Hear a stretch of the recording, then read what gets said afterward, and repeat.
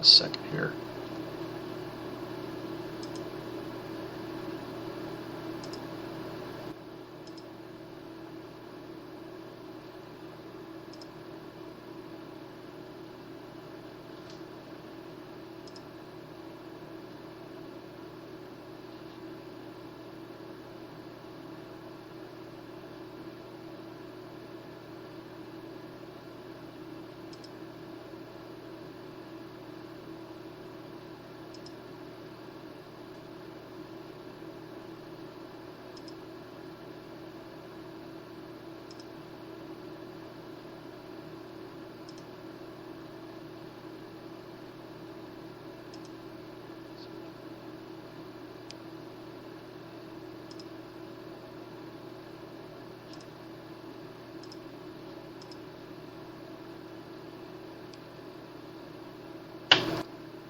Sorry, technical difficulties here.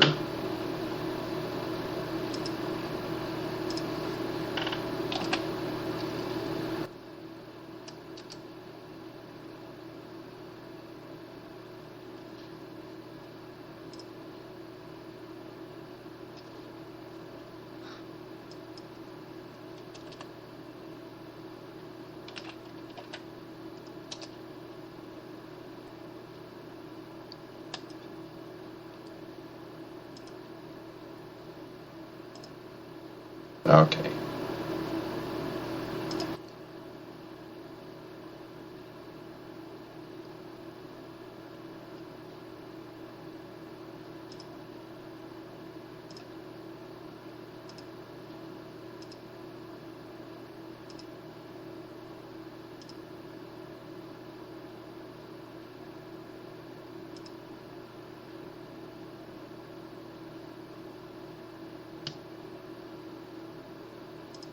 There we go.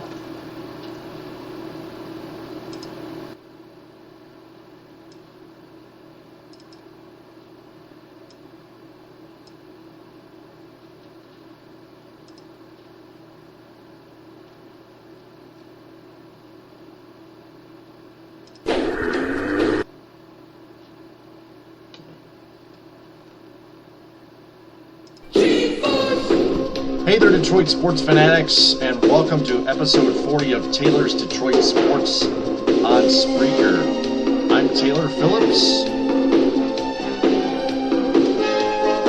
Tonight in this episode, Monday, August 25th, 2014.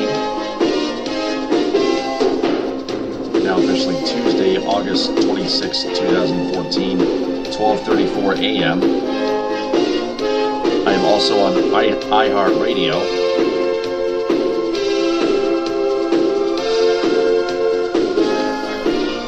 Tonight we're going to talk 5 concerns about the Detroit Tigers, some cuts made by the Detroit Lions, and they named Nate Friese as their kicker, and Kyle Van Noy injury update, and a Kyle Van Noy injury update. Also, the best Red Wings net front options and breakout candidates for their upcoming season, as well as an outlook on Tomas Tatar, their right winger.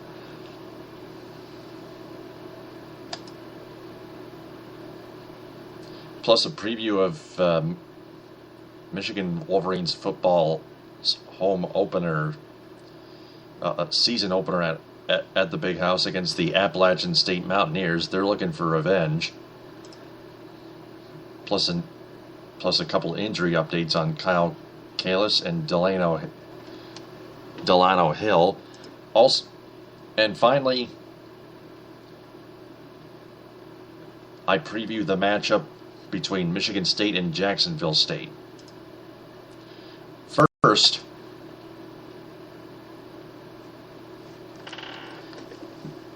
concern number 1 on the Detroit Tigers: can Justin Verlander get back on track? Verlander is clearly having the worst season of his career, writes Chris Hyatt from MLive.com. It was good news for Verlander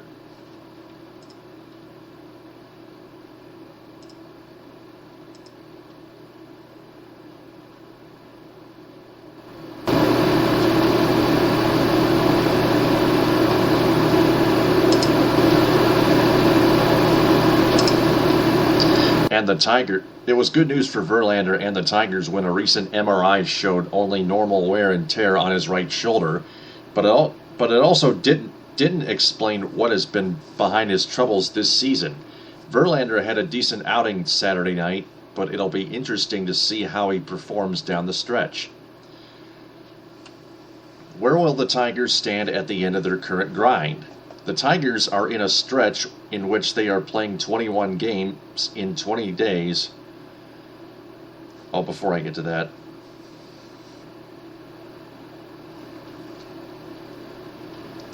one thing that's not behind his troubles is Kate Upton. So please do not criticize her in any way, shape, or form, because she has no bearing on the outcomes of Verlander's performances. None. Whether they're bad or good, some of you keep mentioning Kate Upton and just make a stupid joke out of it, and that's just unacceptable. And you call yourself a fan while touching on her. Give me a break. I mean, why do you have to do this? That is not what I want to hear. What's your problem there, pal? Can't a guy get a bit of sleep? Don't bug me.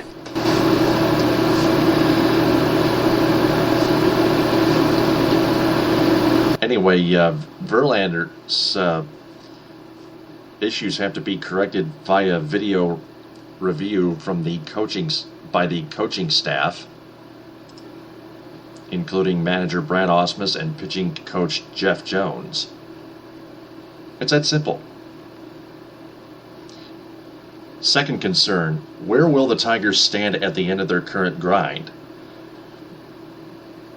If we look at the picture here ahead of time, the Tigers are in a stretch in which they are playing 21 games in 20 days and 55 games in 55 days. They are in a stretch in which they are playing 15 of 18 games on the road.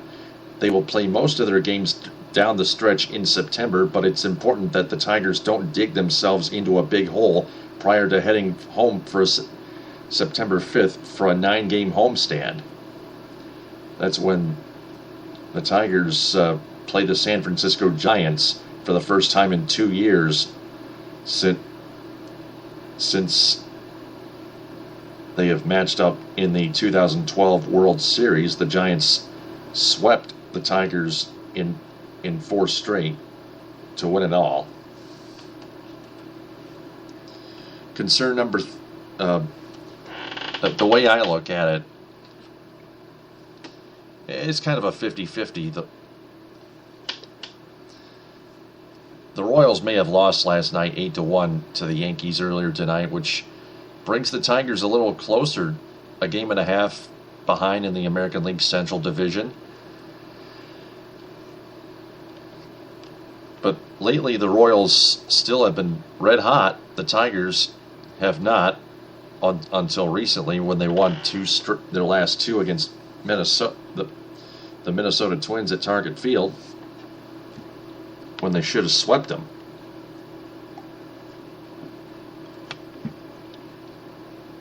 Concern number 3. Will Anibal Sanchez be ready to return to the rotation Saturday? The Tigers are expected to use rookie Kyle Lobstein on Thursday in their series finale with the Yankees. That has nothing to do with that. But they will need someone to start Saturday in one of the 2 games of their doubleheader against the Chicago White Sox. Max Scherzer will start one of the 2 games. If Anibal Sanchez is ready to return from the disabled list, he will start Saturday. If he is not, the Tigers will have to call a pitcher up from the minors. And please do not call up Robbie Ray or Buck Farmer. They have really struggled in the majors as of late. And General Manager Dave Dombrowski hopefully is not planning on calling up either of them anytime soon.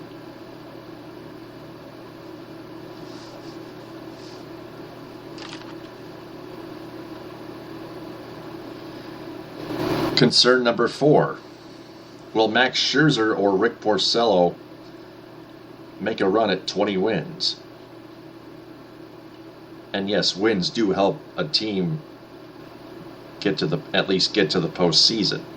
Scherzer and Porcello are among the league leaguers in pitching victories. Scherzer has 15 wins and Porcello has 14. They have 6 or 7 starts remaining, so reaching 20 wins for the season will be almost impossible. But how close will they get? Scherzer won 23 games last season, so he'll clearly fall short of his career high, which is okay. But Porcello has never won more than 14. Every win from this point forward will be a new career high for him this season. And finally, number 5, will Joakim Soria return from the DL and help stabilize the Tigers' bullpen, which is the first priority for Dave Dombrowski, because the bullpen has been horrible this year compared to last year late in the postseason. The Tigers traded a pair of pitching prospects to the Texas Rangers, Jake Thompson and Corey Knebel, last month to get Soria, who was supposed to be a big help in the late innings. But Soria struggled immediately after the trade and then had a couple very solid outings, but then headed to the disabled list earlier this month after leaving in the Saturday game, that one Saturday game in Toronto against the Blue Jays, who won 3-2 in 10 innings. Oblique injuries can be troublesome, but Brad Ausmus, their manager, said Sunday that Soria has been improving steadily in recent days.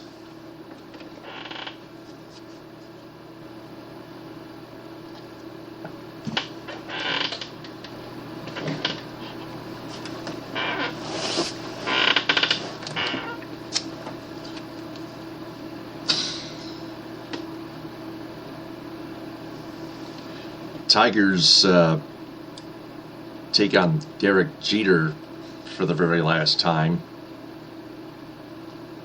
ever, and the rest of the New York Yankees, who have great careers ahead of them. Later tonight at 7:08 p.m. Eastern Time at Comerica Park to kick off a 3-game series. Tigers are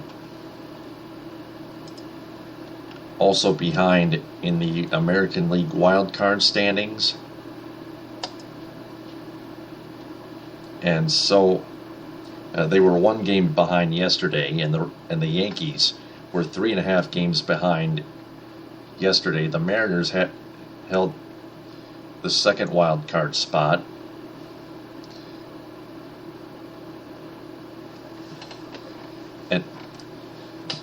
And after the Angels' 9-4 win in Oakland over the Athletics,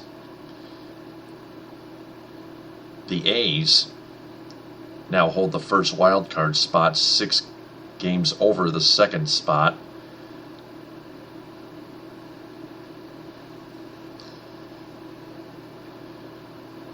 But from here, after Monday night, the Tigers and Mariners are tied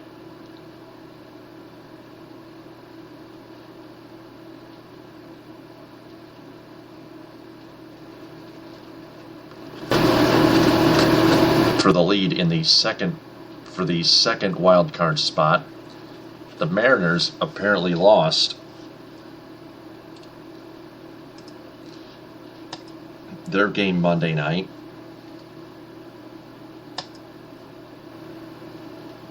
The Angels lead the West 74-50.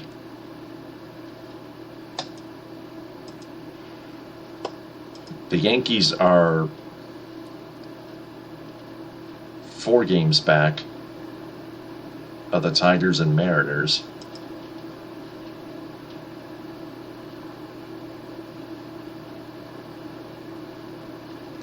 Right now, the Seattle Mariners are trailing the Texas Rangers 2-0 in the top of the ninth inning.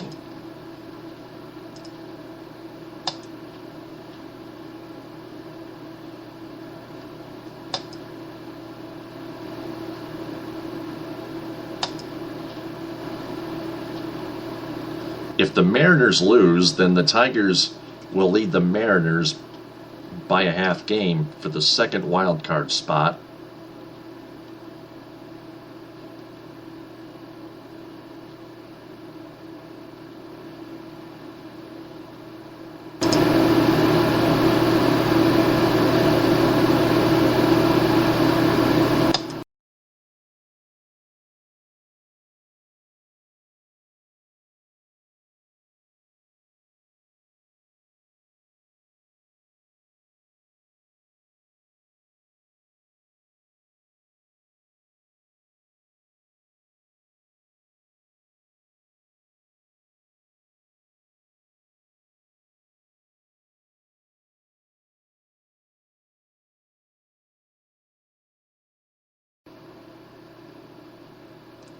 I apologize for this, technical difficulties.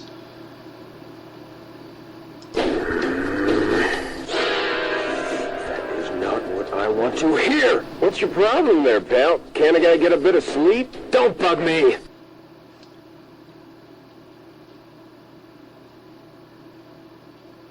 Moving on to Lions news. The Detroit Lions have waived Giorgio Taveco, their kicker, on Monday morning to make room for rookie Nate Freese to become the team's next place kicker. They have reached their 75-player limit by cutting cornerback Jonte Green, fullback Chad Abram, cornerback Aaron Hester, and punter Drew Butler, and quarterback James Franklin.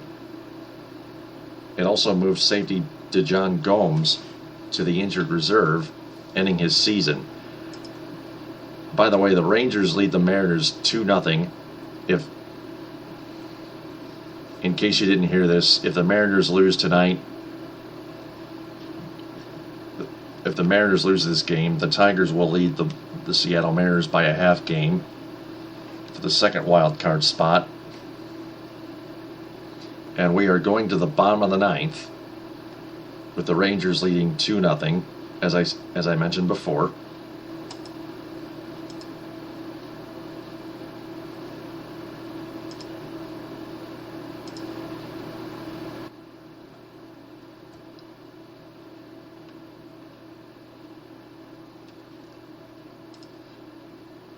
More Lions news. Kyle Van Noy, the rookie linebacker who was drafted by the Lions earlier this year, he was still not practicing and will see a specialist. Jillian Van Strat of MLive.com writes, he did not play Friday night's preseason game against Jacksonville and was not practicing with the team on Monday. He has been sidelined since last Tuesday, but was unable to pinpoint when exactly the injury occurred. It is unknown whether the injury is related to the back pain that caused him to miss some of organized team activities.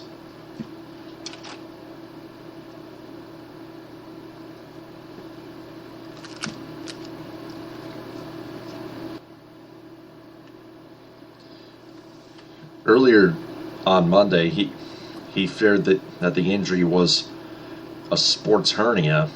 He thought it was, which could keep him out for as long as 4 to 6 weeks.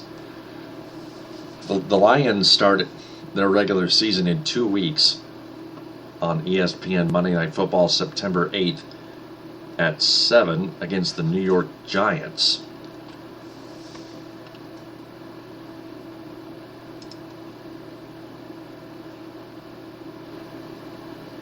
Hopefully it's not a sports hernia, because the Lions need Kyle Van Noy.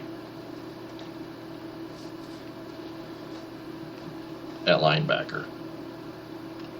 He's a very big new addition to the defensive front.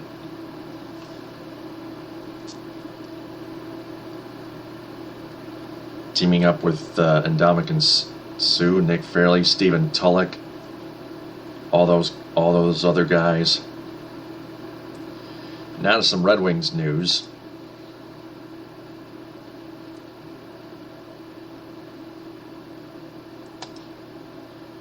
Ansar Khan writes on MLive.com that about the best Red Wings net front options and the 2014-2015 breakout candidates. Tomas Holmstrom, a left winger, a former left winger, now retired, revolutionized the art of net front play during his 15 seasons with the Wings from 96 to 2012. It's a role the club has sorely missed the past 2 seasons, particularly on the power play. This week's edition of Ask Ansar addresses net front candidates, breakout candidates, and defense prospects. If you have a question about the Red Wings, email Ansar at akhan1, the number 1, at mlive.com. First question. I know we have a lot of highly rated prospects in our system, but has anyone been singled out as the second coming of Tomas Holmstrom? While he wasn't a superstar, he certainly made our superstars better. It's common knowledge that he's been working with the youngsters and trying to pass on the skills it takes to stand in front of the net and take a beating without losing one's temper or taking penalties and scoring the hard goals. Granted, Homer had some goals called off because of his reputation, but was argued his reputation. I have to disagree with that because he was too close to the net at times and he was in the crease, but was arguably the best net front presence the NHL had seen in decades. Any kids answering the bell? Mitch Callahan seems like he might be tough enough to fit that mold. Anyone else come to mind? That's from OBX. Ansar answers, Holmstrom was one of a kind with his knack for knowing how to position himself in front of the goaltender and move along with him to limit his vision. Add to that his remarkable hand-eye coordination that enabled him to tip pucks with precision, and his puck retrieval ability. And on top of that, he was fearless. I doubt we'll ever see anyone like Holmstrom again. I have to agree with Ansar there. But the Red Wings need better net front play, especially on the power play. Justin Ablocator, Riley Sheahan, Johan Franzen, and Tomas Jurko are their best options on the current roster. Jurko, if given the opportunity, seems like he would develop into the best net front man of that group. He has the size, 6'2", 193 pounds, the willingness to go to the hard areas of the ice, and good hands. But he's not even guaranteed a spot on the season opening roster because he is exempt from waivers. I don't think Callahan will make the roster unless there's a rash of injuries, which hopefully there isn't. But even if he earned a spot, he'd be a fourth line energy guy, an agitator, and physical presence. I don't think he'd be spending much time around the net.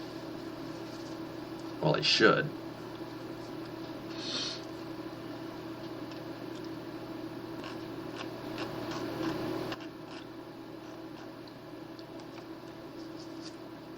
Second question. There's almost always a player or two ready for a breakout season. Who's your pick for the Red Wings this season? My guess is Brendan Smith plays well above expectations, especially in regards to offensive production. I also think Joachim Anderson, who will be super motivated to keep his job, will bounce back and have a far better year than expected from Axe Scott. Ansa answers that those are two possibilities. I also think Yurko could be that breakout player if he doesn't spend a large chunk of the season in Grand Rapids due to the Red Wings' glut of forwards.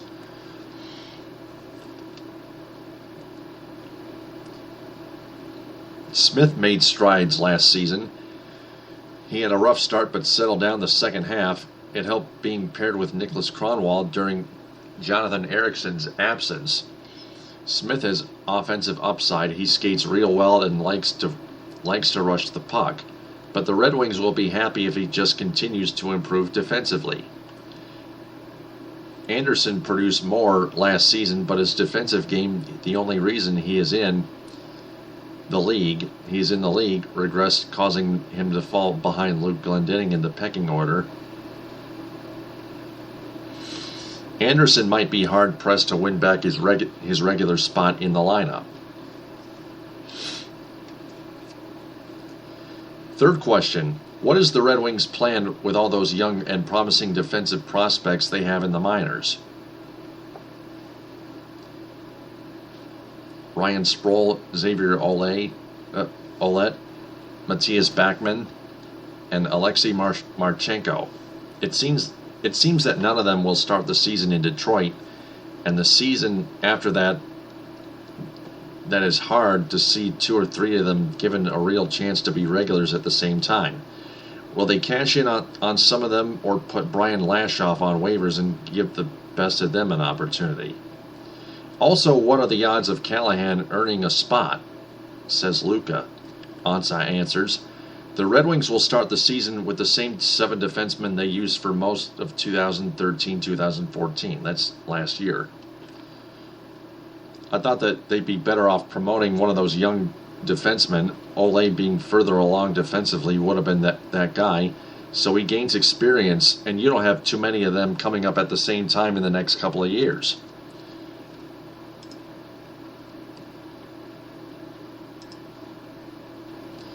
Ole, Marchenko, and Sproul will certainly play some games with the Red Wings during the course of the season as replacements for injured players. Maybe Backman too. Who gets called up first depends on how they're faring in Grand Rapids and what kind of player the Red Wings need at the time.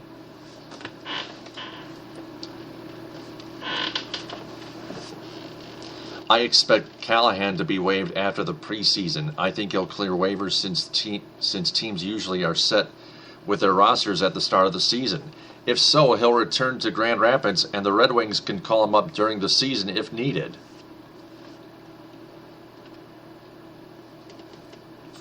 Question number 4.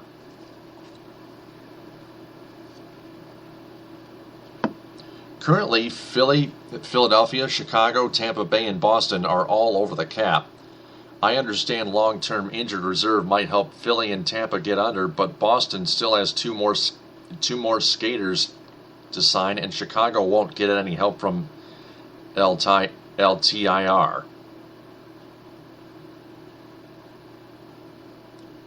Whatever that stands for.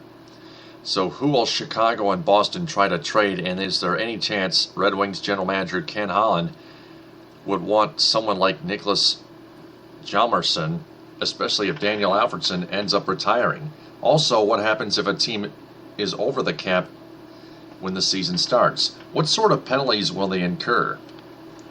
From Tim.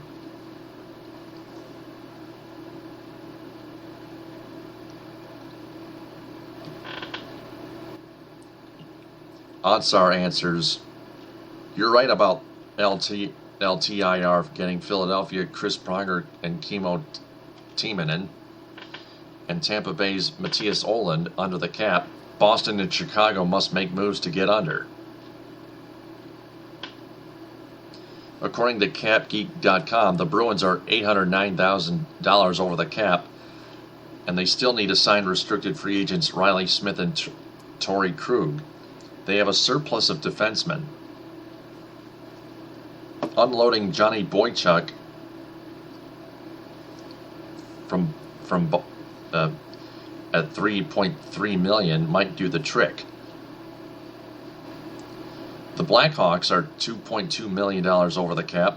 They could look to dump one of the defensemen, Hjalmarsson, $4.1 million, Johnny Oduya, $3.375 million, or Nick Leddy at $2.7 million.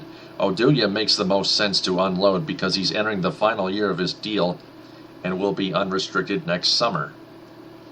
I doubt the Red Wings at $5.2 million under the cap will acquire a defenseman before the season because they'll be capped out once they sign Danny DeKeyser and Alfredsson.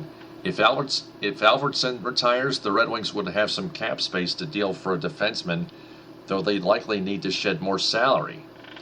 Jakob Kindl most likely on defense. They don't need another left-handed shooting defenseman like Hjalmarsson, however. They need a right-handed shooting power play quarterback. Teams can't be over the cap during the regular season. They must be cap compliant when submitting their 23-man roster a day or two before the season opener. There is no alternative. Tomas Tatar's statistics last year: 73 games, 19 goals, 20 assists, 39 points, plus 12 rating, 30 penalty minutes. 5 games, no goals, no assists, no points, minus 3 rating, 8 penalty minutes.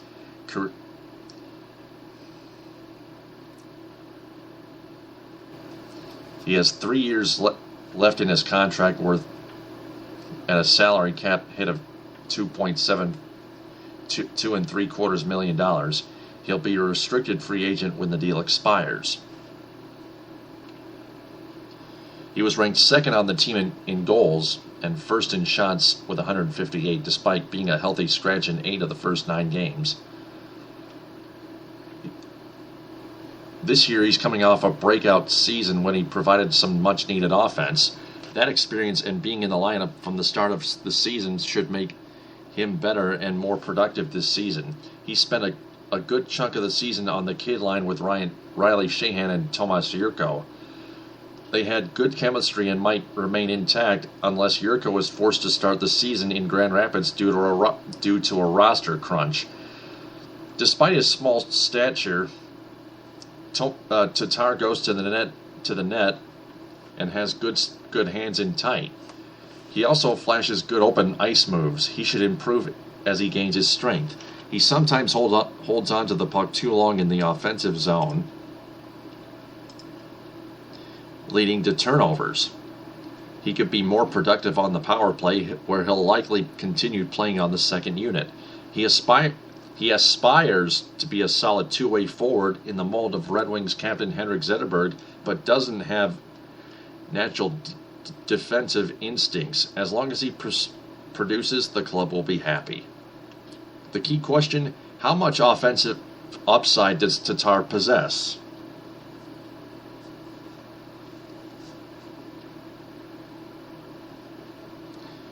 Moving on to college football. Michigan will take on Appalachian State one more time.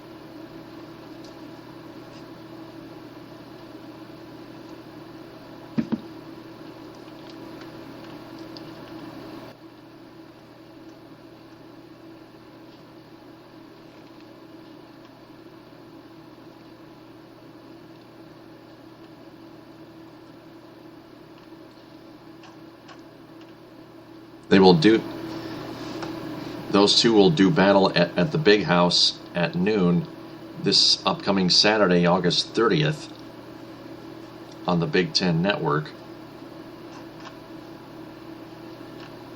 I posted an article on Taylor Phillips' Detroit Sports page on Facebook. You can take a look at, and that article has the numbers on there. Michigan's Kyle Kalis is recovering from a back injury and could start Saturday, and Delano Hill is still questionable, according to Nick Baumgartner on MLive.com. Kalis, a sophomore guard, who made 9 starts a year ago, was listed at number 3 on the team's 2 deep at right guard. The 6'5", 298-pound former 5-star recruit suffered a back injury early in fall camp and missed a portion of the team's live contract drills, including Michigan's public scrimmage 2 weeks ago. However, head coach Brady Hoke did say Monday that Kalis was back practicing with the team, was close to 100%, and does have a chance to start the season opener Saturday against the Mountaineers. That game will be televised on ESPN2. Michigan sophomore safety Delano Hill continues to rehab from a broken jaw he suffered at the end of the summer. He ended spring practice as the team's starter at strong safety and was expected to stay in that role when fall camp began. He hasn't been able to take part in any contact drills this month since his jaw got broken, but he's been able to rep with the starters during non-contact passing drills. Also, Michigan currently has sophomore Jeremy Clark atop the depth chart at that position, with sophomore Diamante Thomas as the backup. Hoke did say there's a possibility that Hill will be available Saturday, but you won't know that until later this week. And finally, some Michigan State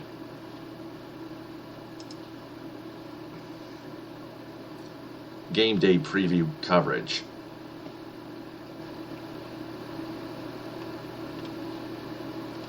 The Spartans will take on Jacksonville State. The Gamecocks, same name as South Carolina.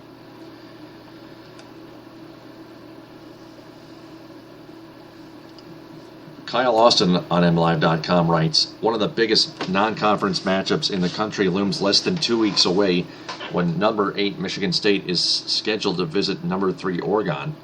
So will the Spartans fall victim to the dreaded trap game in their season opener Friday against Jacksonville State?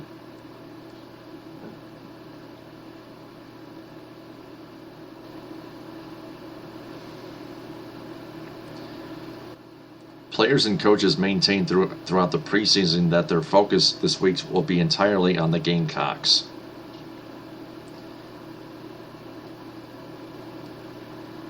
Recent history also suggests the Spartans won't be tempted to look past the Gamecocks against Jacksonville State. 7 times in the last 20 years, Michigan State has faced a team ranked in the top 3 in the Associated Press poll. In the week immediately preceding that game, there's been no sign of a letdown, as the Spartans have gone 5-1 since their September 9th, 1995 game against number 2 Nebraska, which was the team's season opener.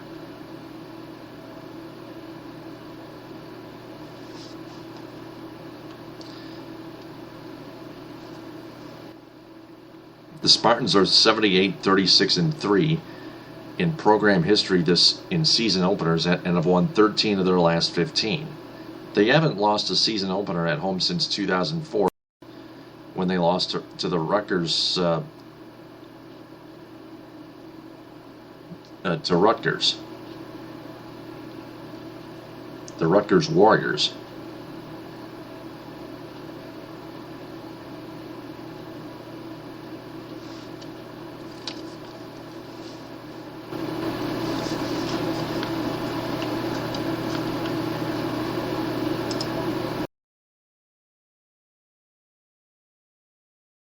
Facing 6 starters, but coming off a season in which it was the top-rated defense in the Big Ten for the 3rd straight season, and finished the season ranked number 2 in the country in total defense.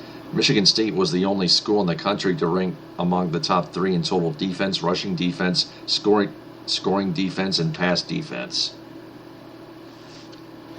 The Spartans have never played any of the current 9 football-playing Ohio Valley Conference schools, and Jacksonville State will be the first ever one of them. It has also never played a football game against a school whose name starts with a J. The letter J. Well, that sounds more That sounds a lot way too meaningless. Jacksonville State set a whopping 49 school records in 2013 from Jillian Van Strata.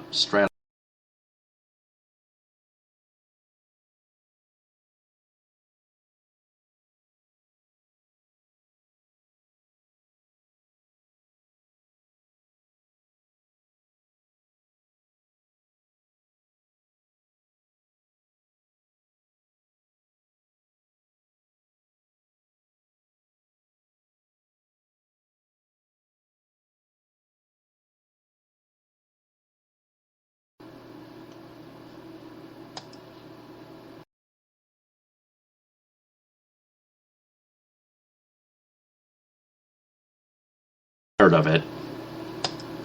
I apologize once again, or the connection apologizes, not me.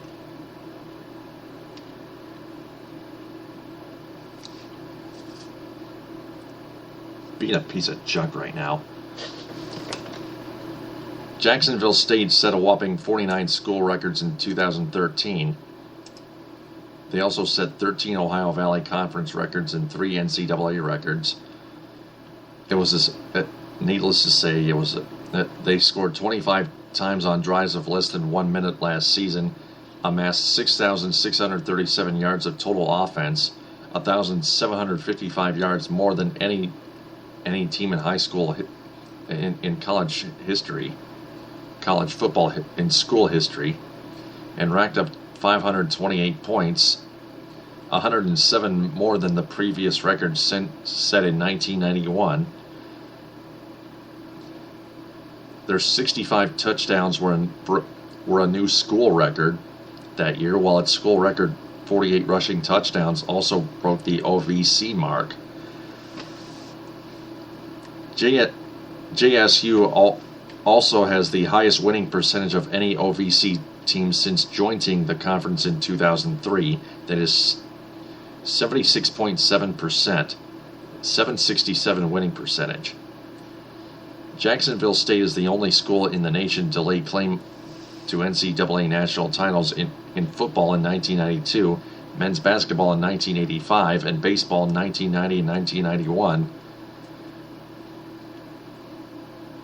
and is one of just 2 schools to have played in a national title game in each of those 3 sports.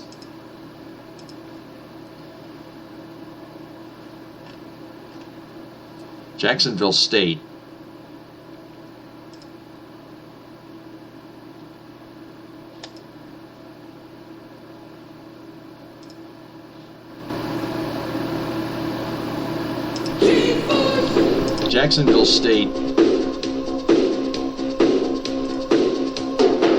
John Grass has been a head coach for 0 years.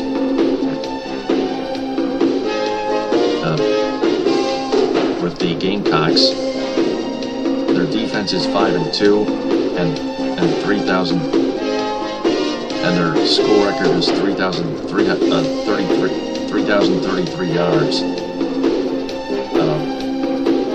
Passing, quarterback Eli Jenkins is their starter.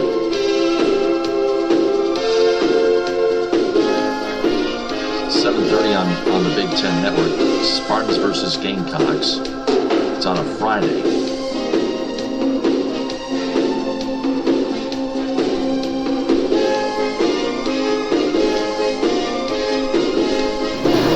TTFN, ta-ta for now. Tigers and Yankees 7:08, Game 1 on Fox Sports Detroit and 97.1 The Ticket and the Detroit Tigers Radio Network in Detroit. Talk to you later tonight. Bye.